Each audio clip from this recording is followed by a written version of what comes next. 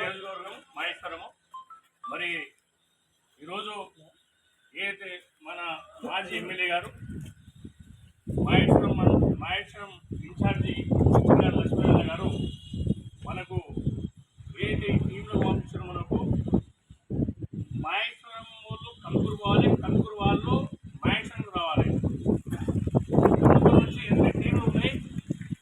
మరి మీరందరూ ఫస్ట్ ఏ గ్రామం పోతే ఆ గ్రామంలో నాయకులకు గ్రామ అధ్యక్షులు ఉంటారు, గ్రామ అధ్యక్షులు ఉంటారు, మాజీ సర్పంచులు, మాజీ ఎంపీలు ఉంటారు.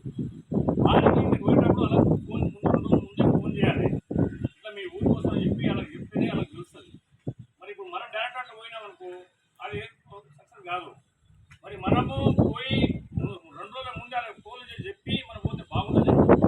మరి మనము ఎందుకు పోతున్నామంటే మనము చేసే పనులు పార్టీ మనకి ఏలాంటిది, మనం చేసే పనులు ఏంటి, గ్రామ అధ్యక్షులు వర్క్ చేస్తున్నారు లేదా, ఇంద్రమ్మ కమిటీ అధ్యక్షులు పనిచేస్తున్నారా లేదా, ఉన్నారా లేదా అని మనము ఎంక్వైరీ చేయాలి. కార్యకర్తలు ఎవరెవరు ఉన్నారా లేరా, కొంతమంది బూత్ అధ్యక్షులు అప్పుడు వేస్తే కొంతమంది పోయినట్టున్నారు, మళ్ళీ ఉన్నారా లేరా అని తెలుసుకొని మన కమిటీ వరకు మనం తిరిగి కమిటీలు వేసుకుంటే బాగుంటుంది.